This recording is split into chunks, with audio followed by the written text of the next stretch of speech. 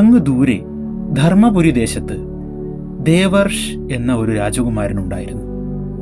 രാജകുമാരൻ അതീവ സുന്ദരനും ദൃഢഗാത്രനുമായിരുന്നു. രാജകുമാരന് തൻ്റെ അടിയും ധൈര്യശാലിയുമായ ഒരു കുഞ്ഞനുജത്തിയും ഉണ്ടായിരുന്നു. പേര് ദേവാൻഷി. അങ്ങനെയിരിക്കെ ഒരിക്കൽ ധർമ്മപുരി കൊട്ടാരത്തിൽ ഒരു മന്ത്രവാദിനി സുന്ദരിയായ യുവതിയുടെ രൂപത്തിൽ ചെന്നെത്തുന്നു. മന്ത്രവാദിനി ധർമ്മപുരി രാജാവിനോട് ഒരു സഹായം അഭ്യർത്ഥിച്ചു. സഹായിക്കാം എന്ന് രാജാവ് വാക്കും നൽകി.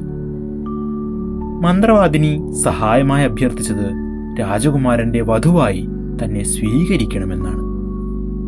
ഇത് കേട്ട രാജാവ് കോപാകുലനാവുകയും മന്ത്രവാദിനിയെ അവിടെ നിന്ന് ഓടിക്കാൻ ആജ്ഞാപിക്കുകയും ചെയ്തു. തുടർന്ന് ക്രുദ്ധയായ മന്ത്രവാദിനി രാജകുമാരന്റെ സൗന്ദര്യം മുഴുവൻ നശിച്ചു പോകട്ടെ എന്ന് ശാപം നൽകി. രാജകുമാരൻ തന്റെ സൗന്ദര്യമെല്ലാം നഷ്ടപ്പെട്ട് ഒരു വികൃത രൂപനായി മാറി. രാജ്യത്തെ എല്ലാ പ്രജകളും രാജകുമാരനെ അവജ്ഞയോടെ സങ്കടത്തോടെ നോക്കാൻ തുടങ്ങി.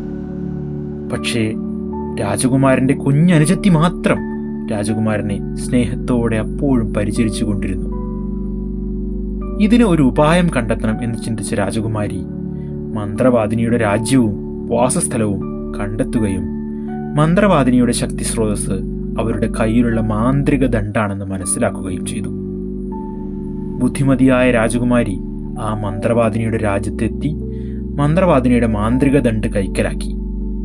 തുടർന്ന് അത് തൻ്റെ രാജ്യത്തേക്ക് കൊണ്ടുവന്ന് രാജ്യത്തെ പണ്ഡിതന്മാരുടെ ഉപദേശപ്രകാരം അത് ഹോമാഗ്നിയിലിട്ട് ഹോമിച്ചു കളഞ്ഞു. ഇതോടുകൂടി മന്ത്രവാദിനിയുടെ ശക്തി നഷ്ടപ്പെടുകയും രാജകുമാരന് സൗന്ദര്യം തിരിച്ചു കിട്ടുകയും ചെയ്തു. ഈ കഥ നമ്മെ പഠിപ്പിക്കുന്നത് ഇതാണ്: രൂപത്തിലും പ്രായത്തിലും ഒന്നുമല്ല കാര്യം, അറിവിലും കഴിവിലുമാണ്.